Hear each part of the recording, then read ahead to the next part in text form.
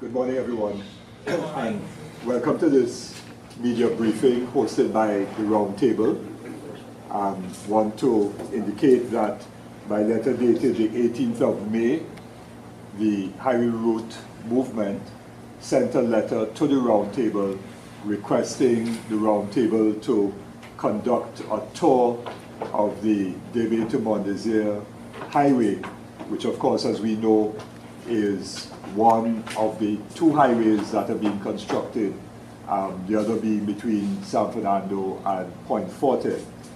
The Roundtable, at its meeting of Friday the 22nd of May, considered the request from the Highway Route Movement,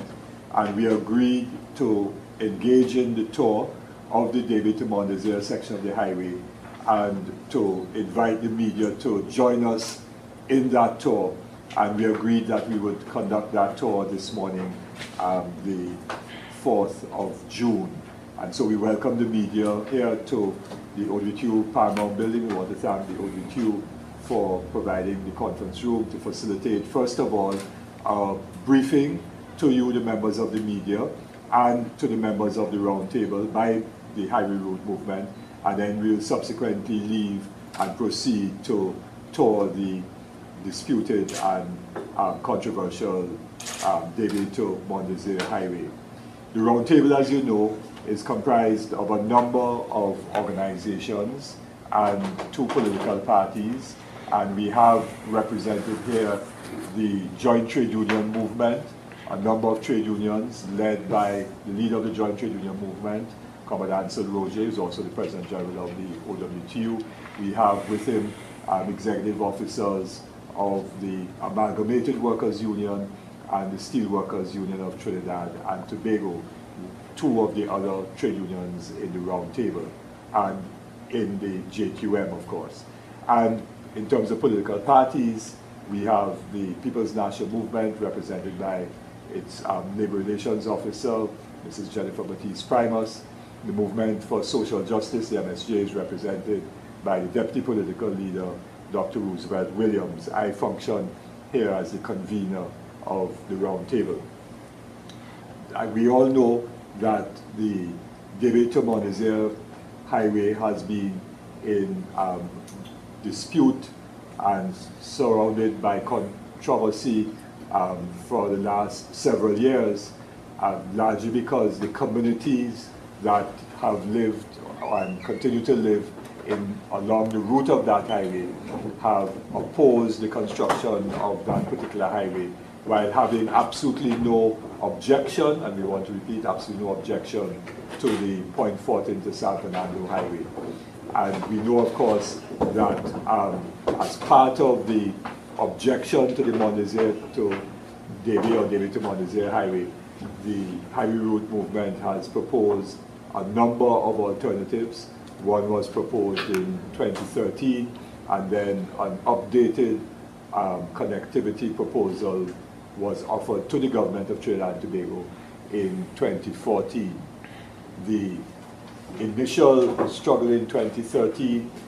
led by Dr. Wayne Kubla Singh, produced as a result of that struggle a very important intervention, which was that the government agreed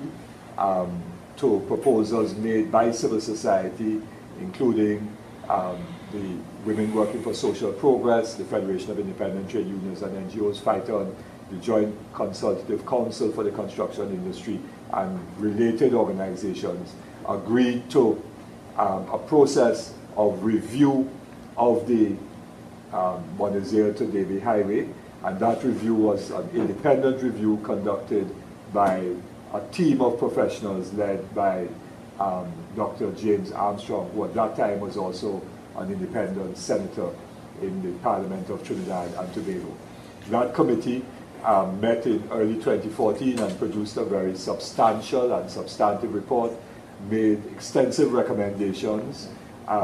which recommendations advised the government not to proceed with the Debe to Mont Desire Highway unless and until certain major studies, which had not been done to that date, be undertaken, which studies would have included, but not limited to, an economic cost-benefit analysis, an analysis of the hydrology, proper hydrological survey, as well as an proper environmental impact assessment of the project on the area, given the fact that it is a wetland area. Those studies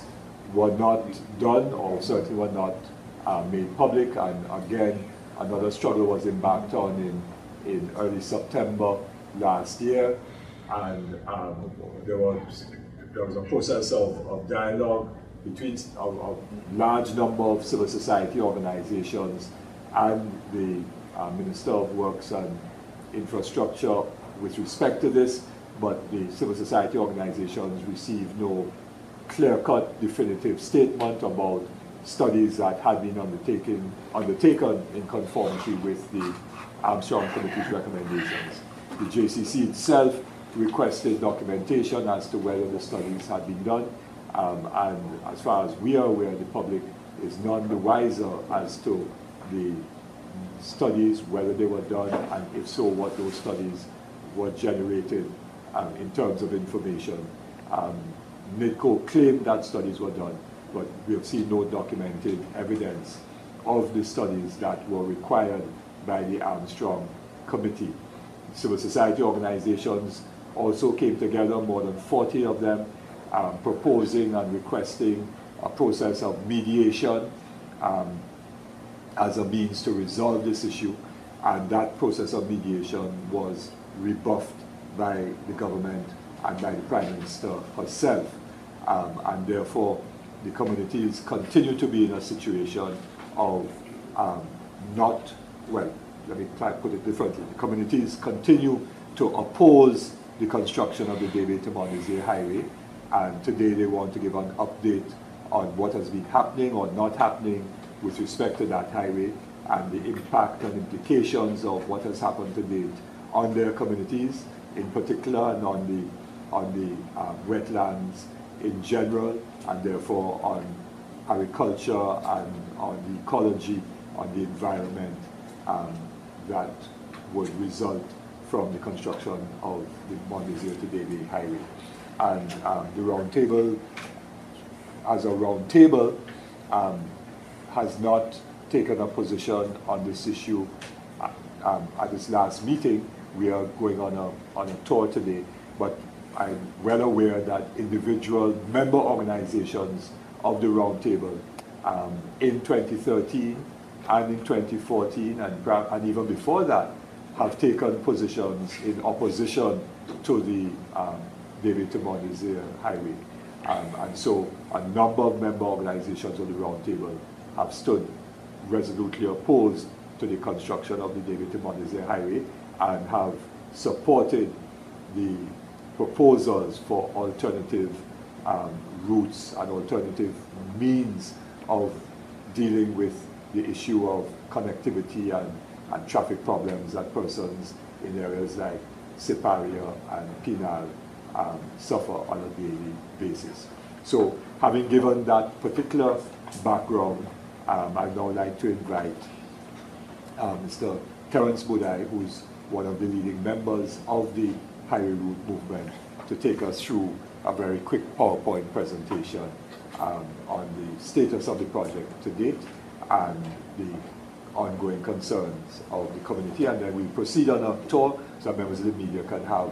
a visual of what is taking place and the implications of what is taking place on the communities that are opposed to this particular project. Terence?